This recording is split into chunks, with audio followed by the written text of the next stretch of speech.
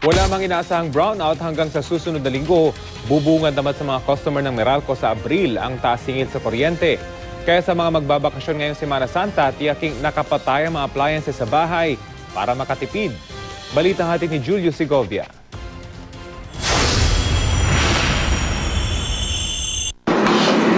Sa mga aalis ng bahay sa Semana Santa, nagpaalala ang Meralco. Siguraduhin lang natin ho yung electrical safety sa ating mga tahanan na pag umalis ho tayo ng ating mga bahay, wala tayong maiiwan mga appliances ho na nakabukas. May magandang balita naman ng Department of Energy. Huwag daw mag-alala ang mga consumer sa Luzon dahil wala raw brownout hanggang sa susunod na linggo. Mababa raw ang konsumo sa kuryente tuwing mahal na araw. Ang power demand, posibleng umabot lang ng hanggang 6,000 megawatts. Sigurado raw na sobrang reserba. Huwag lang magsabay-sabay na babagsak ang malalaking planta. At the rate that the capacity we have now, medyo talagang we have more than enough reserve during the Holy Week. Brownout-free man ang Luzon hanggang sa unang linggo ng Abril.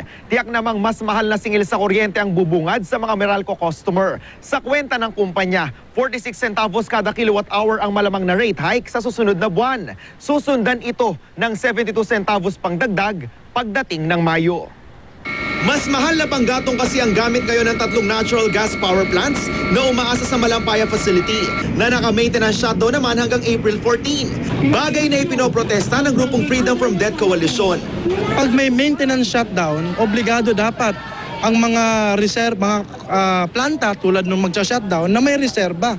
This is a classic example of injustice and no less than the government doing it to its people. Pero muling paalala ng Meralco, sa Mayo inaasahan namang tumaas ang demand sa kuryente at posibleng pumalo ng mahigit 9,000 megawatts. Unti-unti rin numinipis ang reserba sa grid. Tumataas na rin kasi ang temperatura at nakabakasyon na ang maraming estudyante kaya mas marami nang gumagamit ng kuryente sa bahay. Ang 1,900 megawatts na power reserve dito lang isang linggo, nasa 1,500 megawatts na lang. Even historical data will bear us out and show that indeed by May, demand will start to surge. And for this year, it's estimated to be a little above 9,000 megawatts. Julio Segovia, GMA News.